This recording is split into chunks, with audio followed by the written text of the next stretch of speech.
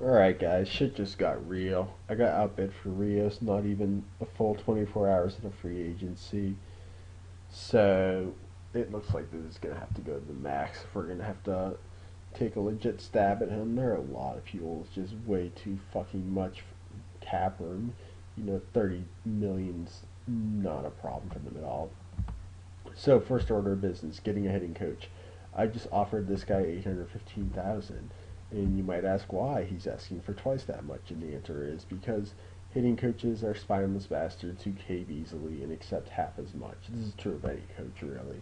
As long as you meet the minimum for that position and level, they will accept at least half of their demands. And nobody else was interested at the time, so I'm going to be the leading bidder. Still a few more cycles before coaches start signing, so hopefully nobody decides to wake up and get an elite hitting coach.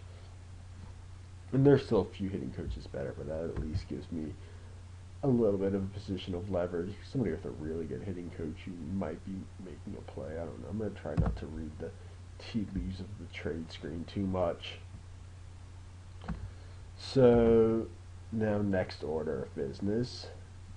This Curtis trade hasn't gone through yet. It was nullified. So I'm resending it through. So you can see right now with everything I'm offering, it's going to leave $11 million in change. It's really just more like 10 million once you account for all the minimum contracts I'm going to have, and the fact that I just want to have basic breathing room to promote people.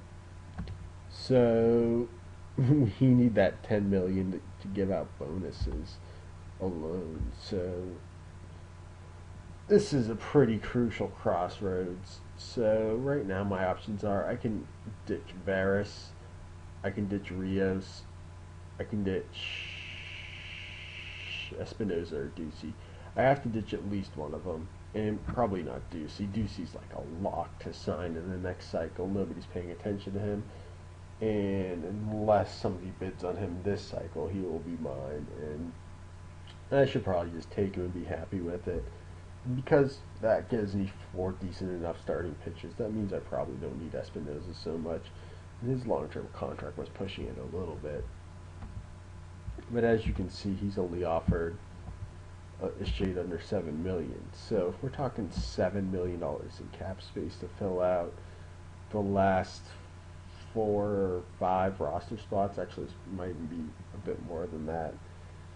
Yeah, things are getting a little dicey. So, like I was saying, this is going to be really tricky to haul in Rios here. So, I have some decisions to make, and I might not be able to go to the full max. I'll probably just go to like 105 million and hope that works out. And if it doesn't, just move on and cry myself to sleep a little bit. So I'll keep you guys posted on what I decide. So if you're wondering why you fast play free agents, this is why you fast play free agents. I was outbid for Rios. I just gave him 105 million while I was trying to figure out what the fuck I was gonna do. And lo and behold, he signed precisely one cycle later without giving the guy a chance to counteroffer. So that is pretty awesome for me, and it sucks for the other guy. This doesn't really happen all that much with the super mega free agents who are going to go for the max. It happens in international free agency, and it does happen in free agency for slightly lesser guys.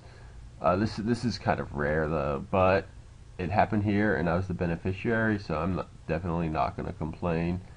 And if it hadn't happened, I would have had no chance in hell of getting this guy, because the dude I was competing with had $80 million in cap space, and he had a 96 overall hitting coach, and he was already up to 100 million. Once you're up that high, that soon, you're not going to stop. He's just going to go to the max and win the tiebreaker, and I'm going to have to split up my money elsewhere, which would have been doable, but it's just so much easier having that bat in my lineup. And other than that, I also signed my brittle third baseman, the old starting pitcher, and the relief pitcher I was targeting. So that just leaves us to sign two back-end pitchers for my pitching staff, third baseman slash utility guy, and a right fielder. So that's really not too much work. Oh yeah, the other thing is I claimed Arthur Brewer because he's kind of acceptable as a defensive shortstop, and I don't really need him, but There's really no downside to having him on my roster. He has, I can always dump him on waivers and let somebody else reclaim him if I decide that I need to use the spot for something else. So why the fuck not? Uh, so anyway, I'm just gonna sit on my hands for a couple of days and wait for prices to enter my range because I only have like a little more than $11 million of cap room or something. So I'm definitely gonna have to revert to my conservative frugal form, and when that happens, I'll keep you guys posted. So I was finally able to dump Ivan Martin. I basically made an open offer to give up any two minor leaguers who weren't my top prospects to remove his salary from my books, and somebody took me up on the offer and asked for these two guys. We're pretty crappy, so I'm happy to get the extra 3.8 million to fill out my roster in free agency.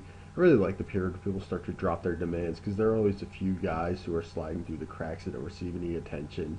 You can just scoop them up for 1 year deals at decent values. 1 year contracts are really important because if a player's not that good, it's best to leave the roster flexibility open down the road instead of just overpaying for over a long term to lock them in. So I signed Tyler Tyner, who is really nice defensively at third base, second base, and center field. Provides good versatility, which is especially important with the really low health of my starting third baseman and center fielder. And his range is gonna generate a lot of plus plays at all those positions. So that's really good.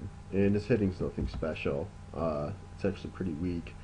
Uh, but his defensive value is good enough for me to definitely roster him. And at that point in the free agency market, when everyone was declining their demands, there really that weren't that many good bats at the positions I needed. So I erred on the side of defense as I normally do, and he'll produce just fine. I was happy to get him for 1 year at $4 million, even if he might have dropped a little bit more. There weren't many other free agents available who can fulfill the same role he does, playing all those different positions. So he suited me particularly well, and he'll be okay.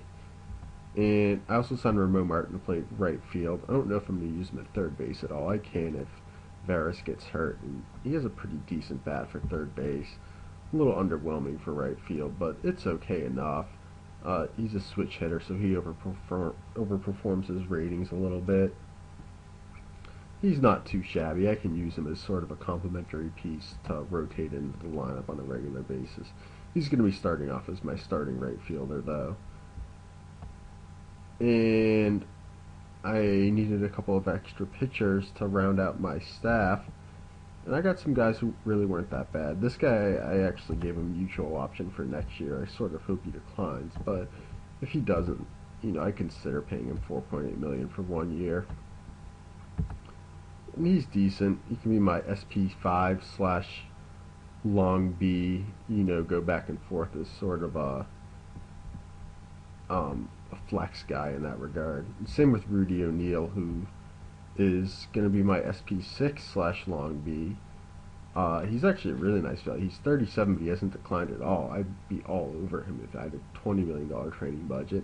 He'll decline a lot with the $14 million training budget, but I think he'll still be effective enough in the limited role that I give him anyway. So now I have nice, good depth on my pitching staff. I have 6 different guys who can start, although none of them are really that elite. But it's always nice. I won't have any fatigue issues, and if one of my starters gets hurt, I won't need to make a trade for anybody. So it's nice to have that set up.